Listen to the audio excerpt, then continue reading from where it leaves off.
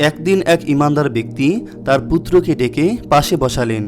আন্তরিক ভঙ্গিতে বলতে শুরু করলেন, হে আমার পুত্র, তুমি কি সুখী হতে চাও? হ্যাঁ, অবশ্যই।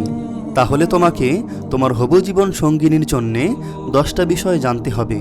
কি সেই অমূল্য 10টা বিষয়? প্রথম ও দ্বিতীয়, নারীরা সাধারণত রোমান্টিকতা ও রসিকতা পছন্দ করে। তারা ভালোবাসার স্পষ্ট প্রকাশকে খুবই পছন্দ করে।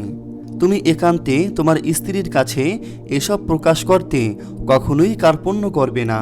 তাকে বেশি বেশি ভালোবাসার কথা বলবে।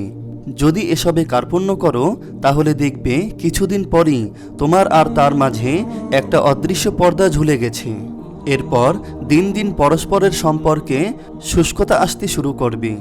ভালোবাসা জানালা দিয়ে পালাবার পথ খুঁজবে। তৃতীয়, নারীরা কঠোর কর্কশ বদমেজাজি স্বভাবের পুরুষকে একদম পছন্দ করে না। যদি তোমার মধ্যে এমন কিছু থেকে থাকে এখনই ঝেড়ে ফেলো, কারণ তারা সুশীল, ভদ্র, উদার পুরুষ পছন্দ করে। তুমি তার ভালোবাসা অর্জনের জন্যে তাকে আশ্বস্ত করার জন্যে হলেও গুণগুলো অর্জন করো। চতুর্থ, এটা খুব ভালো করে মনে রাখবে, তুমি তোমার স্ত্রীকে যেমন পরিচ্ছন্ন, সুন্দর, পরিপাটি, গোছালো, সুরুচিপূর্ণ, সুগন্ধিময় দেখতে চাও, তোমার স্ত্রীও কিন্তু তোমাকে ঠিক তেমনটাই চায়। তাই সাবধান থাকবে তার চাহিদা পূরণে যেন কোনো অবস্থাতেই তোমার পক্ষ থেকে বিন্দুমাত্র অবহেলা না হয়। পঞ্চম, ঘর হলো নারীদের রাজ্য। একজন নারী নিজেকে সবসময় সেই রাজ্যের সিংহাসনে দেখতে খুবই পছন্দ করে। সে কল্পনায়, স্বপ্নে, বাস্তবে এই রাজ্য নিয়ে ভাবে। তুমি খুবই সাবধান থাকবে, কখনোই তোমার স্ত্রীর এই সুখময় রাজ্যকে ভেঙে দিতে যেও না। এমনকি তাকে তার সিংহাসন থেকে নামিয়ে দেওয়ার প্রয়াসও চালাবে না। তুমি তো জানোই আল্লাহ তাআলার কাছে সবচেয়ে অপছন্দনীয় বিষয় কি? তার সাথে কোনো কিছুকে শরিক করা। হ্যাঁ, ঠিক বলেছ। একজন রাজার কাছেও সবচেয়ে ঘৃণিত বিষয় কি? তার রাজ্যে অন্য কেউ হস্তক্ষেপ করা। ষষ্ঠ, নারীরা তার স্বামীকে মনে প্রাণে প্রবলভাবে কাছে পেতে চায়, পাশাপাশি তার বাপের বাড়িকেও হারাতে চায় না। হুঁশিয়ার থেকো বাবা, তুমি ভুলেও নিজেকে আর স্ত্রীর পরিবারকে এক পাল্লায় তুলে মাপতে শুরু করে দিও না।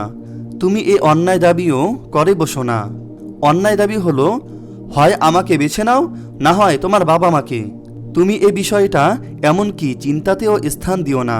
যদি তুমি তাকে এমনটা করতে বাধ্য করো, সে হয়তো চাপে পড়ে মেনে নিবে, কিন্তু তার মনের গহীনে কোথাও একটা চাপা বোবা কান্না গুমরে মরতে থাকবে।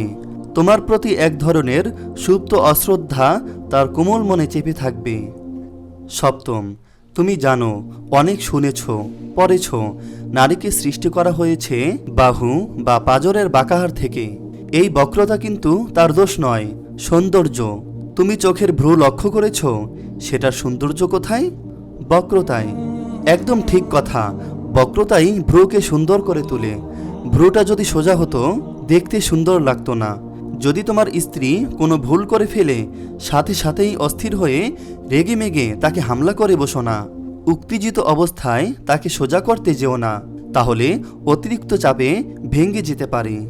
আর ভাঙ্গা মানে বোঝই তো, তালাক। আবার সে অনবরত ভুল করে যেতে থাকলে কিছু না বলে ভেঙে যাওয়ার ভয়ে লাগামহীন ছেড়েও দিও না, তাহলে তার বক্রতা আরও বেড়ে যাবে। তোমার প্রতি তার আচরণ অস্বাভাবিক হয়ে যাবে, তোমার কথায় কান দিবে না। আমি তাহলে কি করব? তুমি মাঝামাঝি অবস্থানে থাকবে। অষ্টম, তুমি হাদিসটা পড়নি? কোনটা আব্বাজান? ওই যে যার ভাবার্থ হলো নারীরা স্বামীর প্রতি অকৃতজ্ঞ হয়, তার প্রতি অতীতে কৃত সদ্ব্যবহার, সদাচার ভুলে যায়। তুমি যদি তার প্রতি যুগ যুগান্তর সুন্দর আচরণ করো, হঠাৎ একদিন কোনো ক্রমে একটু খারাপ আচরণ করে ফেলেছ, ব্যাস অমনি এসে নাকের জল চোখের জল এক করে বলবে, আমি তোমার কাছ থেকে কখনোই ভালো কিছু পাইনি। দেখো বাছা, তুমি তার এই আচরণে রুষ্ট হইও না। তুমি তার এই চপল স্বভাবের প্রতিক্রিয়ায় তার প্রতি মনে বিতৃষ্ণা এনো না। তার এই স্বভাবকে তুমি অপছন্দ করলেও তার মধ্যে তুমি এমন অনেক কিছু পাবে যা তোমার খুবই পছন্দনীয়। নবম, নারীদের শরীর মনের অবস্থা সবসময় একরকম থাকে না, একসময় একরকম থাকে।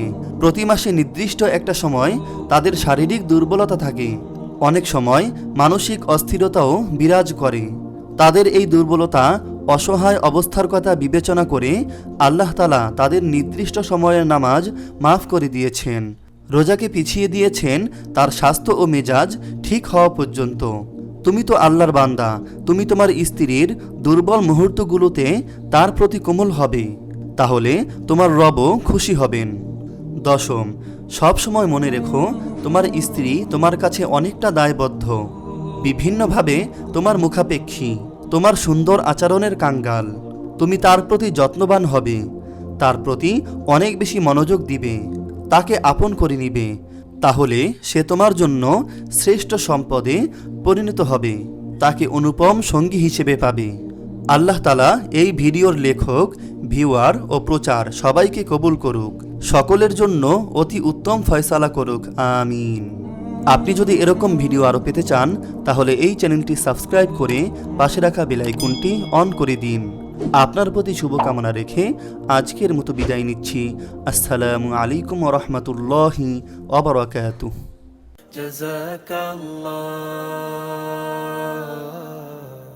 জাযাকাল্লাহ।